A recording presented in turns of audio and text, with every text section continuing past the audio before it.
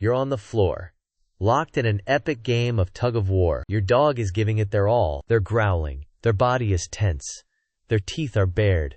They look like a ferocious wolf. You're impressed by their strength, their focus. And then, right in the middle of this mock battle, it happens. Achoo! A sudden, sharp sneeze breaks the tension. Immediately, your mind starts racing. Is the rope toy dusty? Are their seasonal allergies acting up again? Or worse, are they getting sick? You might even let go of the toy, your concern overriding the fun of the game. It's a natural reaction. We're programmed to see a sneeze as a sign of illness or irritation. But in the world of canine communication, what you just witnessed isn't a medical symptom. It's a deliberate, sophisticated message. Your dog is talking to you, and understanding this simple signal can fundamentally change the way you see your relationship with them. This is the play sneeze, and it's one of the most important and fascinating tools in their social toolkit. So what are they actually trying to say? Let's first clear the air on what it's probably not. While dogs can, of course, sneeze from dust or illness, a play sneeze is context specific. Think about it. Does it happen almost exclusively when the excitement is at its peak? During a game of chase?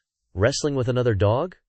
Or that intense game of tug? If so, it's very unlikely to be an allergy. A true medical sneeze is often accompanied by other symptoms, like a runny nose, watery eyes, or lethargy. The play sneeze is a quick, sharp, often snort-like exhalation of air that happens, and then it's gone. The game immediately resumes as if nothing happened. That's your first clue that you're not dealing with a physical problem, but a piece of social information. To understand it, we need to look at the very nature of how dogs play. Canine play is, essentially, practice for the real world. It's a simulation. They practice chasing, wrestling, and even fighting. Think about the behaviors you see. They bare their teeth, they growl, they bite, they pin each other down. In a real conflict, every single one of those actions would be considered aggressive and threatening. They are the literal building blocks of a genuine fight. So a critical question arises for dogs.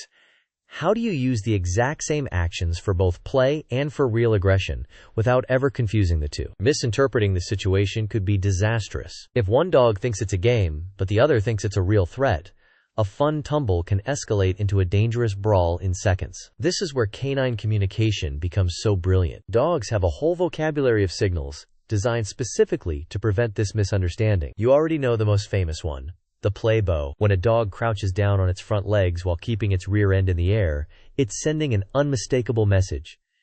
Everything I do from this moment on is just for fun. Don't take it seriously. It's the universal let's play invitation. But what about during the game? The play bow starts the interaction, but how do they keep the just kidding message going when the action gets intense? That's where the play sneeze comes in. Think of the play sneeze as a form of social punctuation. It's a deliberate signal that serves to de-escalate and clarify intent. And it has several fascinating meanings. The first and most important meaning is simply, this isn't real. When your dog is growling and tugging, they are mirroring genuinely aggressive behaviors. The sneeze serves as a perfectly timed handicap, or a pause button. It breaks the tension of the mock aggression and clearly says, I'm still in control. I'm just playing a role. By performing an action like a sneeze, which momentarily makes them vulnerable and breaks their concentration, they are communicating that their threatening display is not their true intention. It's a sign of immense self-awareness and social intelligence. The second meaning is a form of emotional check-in. It's your dog's way of asking, are you still having fun? Are we still on the same page? This is especially common when a larger dog is playing with a smaller dog, or a dog is playing with a human. The more physically intense dog might pause and let out a sneeze to make sure its partner isn't feeling overwhelmed or scared. It's a way to monitor the emotional temperature of the interaction. If the other party continues to play enthusiastically, the message is received, yes, we're good. Let's keep going.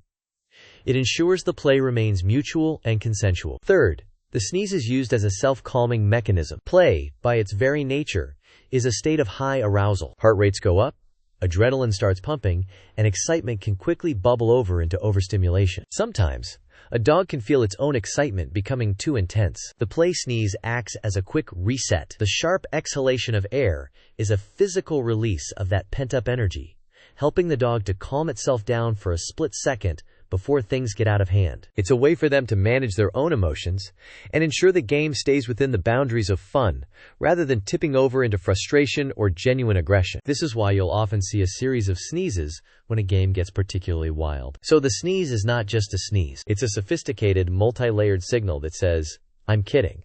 Are you okay? And I need to chill for a second." It's the secret language that keeps play safe and fun. But this communication system goes even deeper. The play sneeze is just one of several signals dogs use to narrate their play sessions. And what happens when these crucial signals are missed, or worse, ignored by another dog or a human, reveals the true fragility and importance of this hidden conversation. The consequences of this miscommunication are not what you might expect. The consequences of this miscommunication are not what you might expect. We tend to think the worst-case scenario is a fight, a scuffle, some loud noises, and then it's over. But the reality can be far more tragic and much quieter. What happens when a dog is born without the ability to properly send or receive these signals? What if they are, for all intents and purposes, socially colorblind? This is a recognized, though poorly understood, phenomenon in cannabinoid behavior. Some dogs, due to genetics or a lack of crucial socialization as a puppy, are simply not fluent in this nuanced language. They are the dog at the park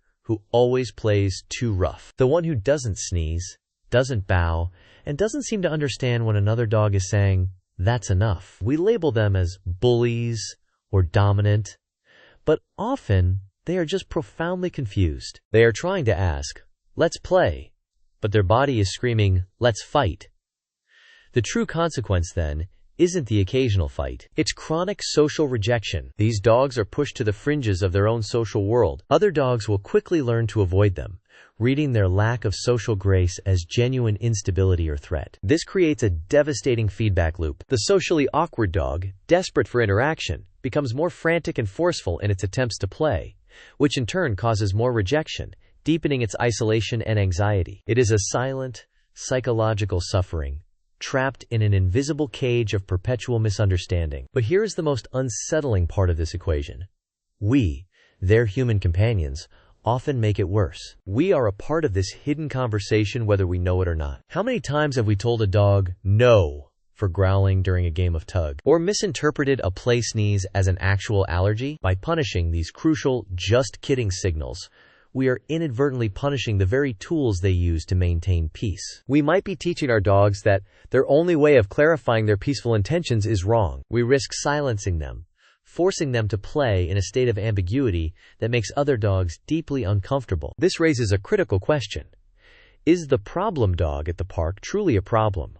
Or is it a desperate conversationalist who has been taught the wrong language? Or worse, has been taught that it's better to say nothing at all? The answer changes everything about how we view canine society. But what if the problem isn't just miscommunication? What if, for some dogs, it's something far more complex? Deliberate deception. Have they learned to weaponize these honest signals? To lie? The concept of a lying dog sounds like something out of a cartoon, but it represents a profound cognitive leap. This isn't deception born of malice. It's a sign of a creature so socially intelligent it can understand a rule and then choose to break it for a specific outcome. This is not just instinct. This is strategy. It's the moment the language of play evolves from a simple statement into a complex negotiation, revealing a mind that is constantly observing, learning, and adapting. This shatters the simplistic view of our dogs as just happy-go-lucky companions. They are complex social operators, navigating a world of intricate politics we rarely ever get to see. And this brings us to the most important realization of all. We are not just observers in this hidden world. We are active participants. We are the most influential conversation partners they will ever have. Every time we learn to read a calming signal, every time we understand that a growl during tug-of-war is a sign of engagement, not aggression, we add a new word to our shared vocabulary. We are learning their language, and in doing so, we teach them that they are being heard. The dog at the park, ostracized for its social awkwardness, isn't a write-off. It's a puzzle waiting for a patient, bilingual translator. Our role, then, is not to be a master, but to be a student. To listen with our eyes as much as our ears. To understand that beneath the fur and the wagging tails lies a consciousness, a rich inner world of thought and feeling that is constantly being communicated. The secret language of dogs isn't a secret because they want to hide it from us. It's a secret because we've forgotten how to listen. Their world is a symphony of subtle cues.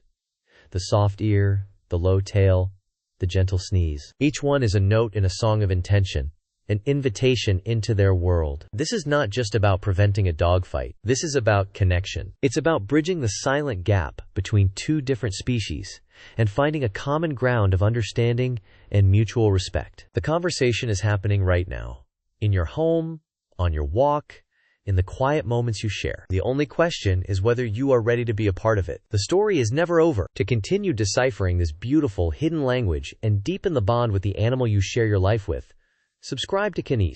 Join us, and let's keep listening.